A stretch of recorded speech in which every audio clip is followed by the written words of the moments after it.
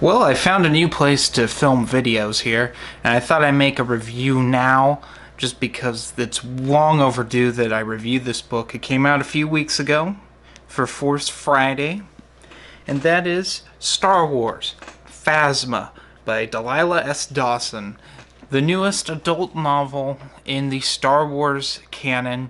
It talks kind of about the backstory of Captain Phasma, but from the perspective of a resistance spy who is being interrogated by Captain Cardinal, Phasma's rival.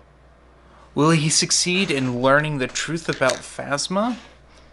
Will something come up that foils his plans? Is he even the bad guy? Who is the bad guy? All of these things and more will be answered in Phasma. Now, you all know that I like stories about the villains, especially the Sith. Some of my best reviews came from talking about the Sith, but we don't get enough novels about the non-Force using villains. Of course, we got Thrawn this year in the new canon by Timothy Zahn, which was a superb novel. So I had high hopes that we get something out of Phasma, and we do, but it's kind of weird. Now, another thing I love about Star Wars is how weird Star Wars can get and still be very good. But unfortunately, this book is a little too weird and not really approachable, and we'll get into that right away. So Captain Cardinal is interrogating this resistance spy, and when that's happening, it's like a sort of Chuck Wendig-esque third-person present tense, which I'm not about at all. I don't like that whole style of writing. In this, it's slightly better. It's not as jarring. But when this resistance spy talks about Phasma, and it goes to Parnassus 10 years later, that's where Phasma's found from, that's well written to a degree.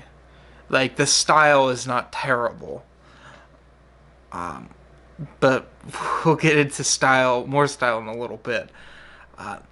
Phasma is part of the Skyer, a warrior folk that live on the cliff sides of a sea in a world that suffered nuclear fallout. Literally, nuclear fallout. That's what they pretty much call it. When a First Order ship that has Brendel Hux and some of his stormtroopers crash lands on the planet, Phasma rescues them and convinces them to take her and her warriors to their ship. And Phasma's not going to stop it for anything until she gets to this ship. You'd think that's a good enough story. We can work with that. But it suffers from something I like to call new canon syndrome, where things kind of are a little too similar to predecessors. Granted, this story's been done in the EU before, but this was also done a few years ago with Lords of the Sith. Vader and Palpatine crash on, Ryloth, and they have to survive. Brendel Hux and his First Order stormtroopers crash on Parnassus. I can't even speak today. And Phasma and them have to save them and survive the planet. What's different about this book is elements of it that are just plain strange. And I like strange in Star Wars, but this was a little too weird. There's spiky speeders, similar to the spiky cars from Fury Road, for those of you Mad Max fans out there. It was like Delilah S. Dawson watched Fury Road and said this had to be in my Star Wars book. There was a nuclear fallout, which I guess nuclear weapons exist in Star Wars, which is something I don't care for. I don't care for when stuff from our world is called what it is in the Star Wars universe, if it even exists at all. You'd think with planet-killing Death Stars and all sorts of super weapons, there'd be no need for nuclear weapons or a nuclear power plant at all. Why can't you just use kyber crystals, for instance, to power things? Or there's got to be something else you could make up, but no, it's a nuclear power plant that went had a catastrophic failure. That's weird. Chickens are in Star Wars now, I guess. That was weird too. I didn't think that chickens out of anything you could pick would be in Star Wars. Or maybe they exist only on Parnassus. I don't know. It's like an example of this would be from the second Legacy comic book series, where they did this a lot. The authors just weren't fact checked, and they just used terminology like bathroom instead of fresher. There is terminology for Star Wars that's in both canons, but I don't know. I guess they didn't care. Like the story group who probably edited this just didn't care, and they're like, fine. I mean, we have our movies we have to worry about, not the books. So that just comes off as strange. They reused the sand metaphor from Attack of the Clones, the infamous sand pickup line is in this book, and it's not played for jokes. It's a really violent book. There's beetles that turn people to water and then drink their lifeblood. Then there's something that was an interesting concept that I want to talk about, which are these things called detraxers. So the Skyer suffer from malnutrition because there's really not that much food, and they're probably dying of scurvy. It's not really saying much, but overall it's malnutrition is their big problem. And like the young babies die immediately, so there's like one little kid in the Skyer, and they're just a dying population. But when someone dies, because it happens so frequently, they have something called detraxers that suck their life force out. Not in the way that, if you guys remember my Truce Bakura review, where the Sissy Rook suck pretty much people's souls out and put them in machines. It's not like that. It's like they suck the what little nutrients people have left, and they make it into this balm that's sort of like a sunscreen vitamin thing, that helps their skin so they don't get poisoned from the sun, because I guess the ozone layer's not as good there because of the nuclear fallout. I don't know. There's a lot of things you have to assume in this book, which is not a good sign. That's interesting. What's not interesting is the repetitive style that Delilah S. Dawson uses when talking about the detractors or pretty much anything else that she wants you to remember. It's like every other paragraph, Civ, the woman who has the detractors, who's telling this story to the rebel spy who's telling it to Captain Cardinal, she's like, oh, this person died and I couldn't use the detractors and I feel terrible because their life force is lost. I got it the first time, but when they throw 20 of these incidents like back to back, it's like, are you kidding me? I get it. Go away. But it gets better though. So Civ finds out she's pregnant by Torben, which is another character. Most of these characters don't really have character, so it's like they're very forgettable, except for Phasma, because she's in a movie, even though she doesn't really have a character either. But every sentence is like, oh, I'm pregnant, and I hope they don't find out, or I hope my baby doesn't die, or I don't think my baby daddy's gonna die. Oh no, what I'm going to do, I'm pregnant.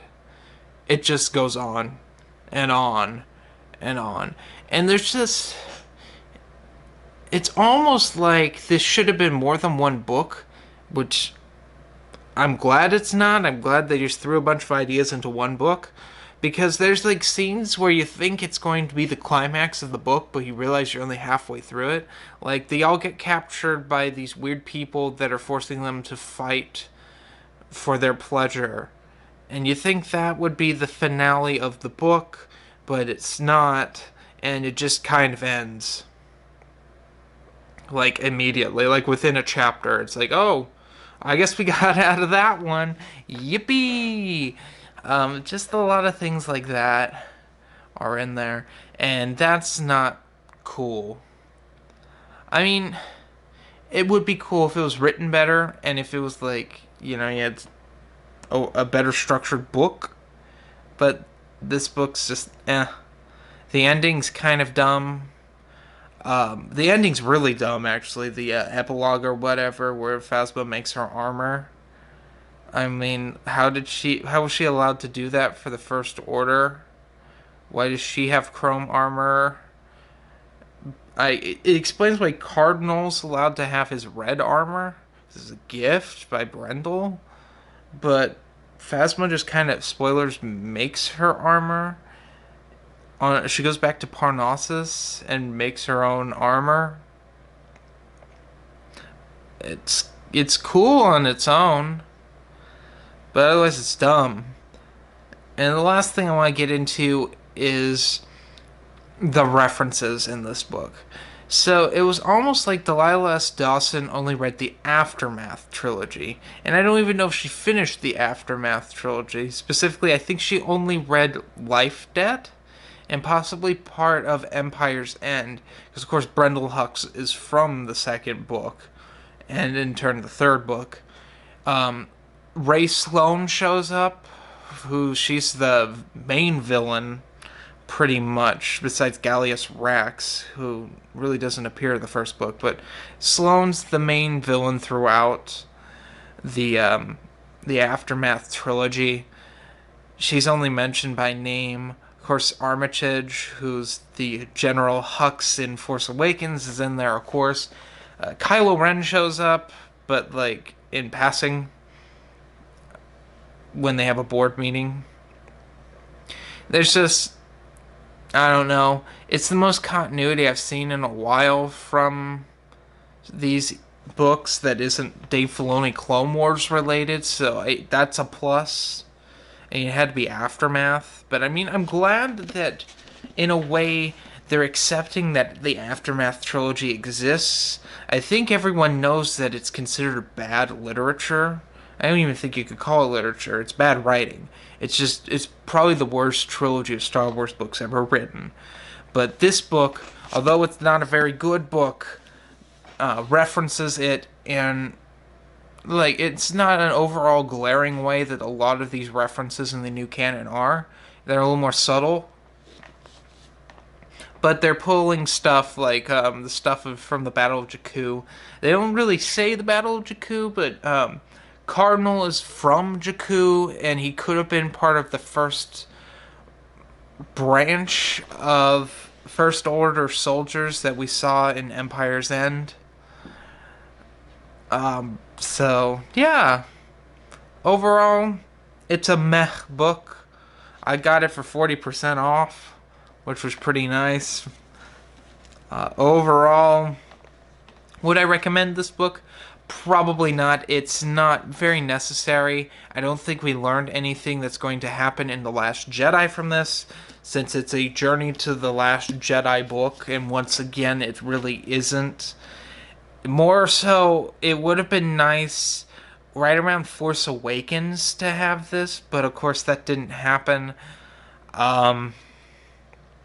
So yeah, it's an okay book. If you really want to read this, like you're a new canon completionist, or you want something from this era, a new era of Star Wars, I'll call it the sequel trilogy era, this book fits in there, because there's not really a lot in there, because we got the Poe Dameron comics, which are decent. We got this. We got New Republic Bloodline. I think I would consider the beginning of this sequel trilogy era. If you really want to read something, New Republic Bloodline is a better book by Claudia Gray. I reviewed it. It's quite decent. If you really want to read a First Order book, then read this, because it's the only First Order book. Granted, Captain Phasma now has a comic book coming out, a miniseries from Marvel, which I don't know, I haven't read any of that yet, so we'll see if that's good. Also, there's another young adult novel coming out with some characters from Last Jedi. There's also Before the Awakening by Greg Rucka, which I will probably read in the not too distant future. I don't know. Reading is not a top priority at the moment because I have too many things to review. So I'm going to end this review right now with my rating of this book. This book gets a 2.7 out of 5. It's a little worse than middle of the road, but there's enough attempted good elements in it to make it worth reading to the hardcore new canon fan or someone who wants to read either a First Order book or a book that takes place around The Force Awakens to The Last Jedi, in that era where the new movies are coming out. That's what this book is kind of for. For those of you who are Expanding Universe fans, don't read it.